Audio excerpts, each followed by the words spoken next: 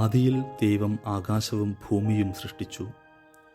വാക്കുകൊണ്ട് ദൈവം എല്ലാത്തിനും ജന്മം നൽകി. ദൈവം സ്നേഹമായതുകൊണ്ട് സൃഷ്ടികളിലെല്ലാം സ്നേഹം നിറഞ്ഞു നിന്നു. വാക്കും വാക്കിനെ സൃഷ്ടിച്ച അക്ഷരങ്ങളും എല്ലാം സ്നേഹത്തിൻ്റെ സ്പന്ദനം തന്നെയായിരുന്നു. ആകാശം ഭൂമിയെ സ്നേഹിച്ചു, ഭൂമിയിൽ മഴയായി പെയ്ത് അതിനെ ചുംബിച്ചു. ആ സ്നേഹത്തിൽ നിന്ന് ഭൂമി പച്ചപ്പണിഞ്ഞു.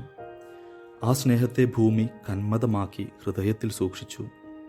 ആ ഹൃദയത്തിൽ നിന്ന് മുളച്ച വേരുകൾ തങ്ങളുടെ ഇലകളോട് ഈ സ്നേഹത്തെക്കുറിച്ച് പറഞ്ഞു. ഇലയടരുകളിൽ സിരകളായി അവ ആലേഖനം ചെയ്യപ്പെട്ടു. കാലാന്തരത്തിൽ ആ ഇലകൾ എഴുത്തോലകളായി പരിണമിക്കപ്പെട്ടു. എഴുത്തോലകൾ പിറവിയെടുത്ത നേരം തന്നെ കന്മദം നിറഞ്ഞ കറുത്ത പാറയിൽ മൂർച്ച കൂട്ടി ഒരു നാരായം അയാൾ ഒരുക്കുന്നുണ്ടായിരുന്നു.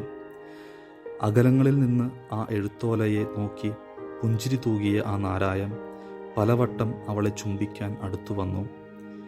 തൻ്റെ മുനത്തുമ്പ് അവളെ നോവിച്ചാലോ എന്ന പേടിയിൽ പലപ്പോഴും പിന്മാറി.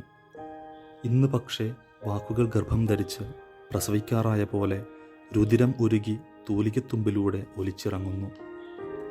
ഈ നാരായം ഇന്ന് എഴുത്തോലയെ ചുംബിക്കുന്നു. അക്ഷരങ്ങൾ വാക്കുകൾക്ക് ജന്മം നൽകുന്നു.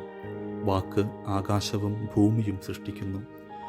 ആദിയിൽ വാക്ക് ഉണ്ടായിരുന്നു. ആ വാക്ക് ദൈവത്തോടു കൂടെ ആയിരുന്നു. വാക്ക് ദൈവമായിരുന്നു. വാക്കുകൾക്ക് ജന്മം നൽകാൻ ദൈവം തന്നെ നാരായമായി.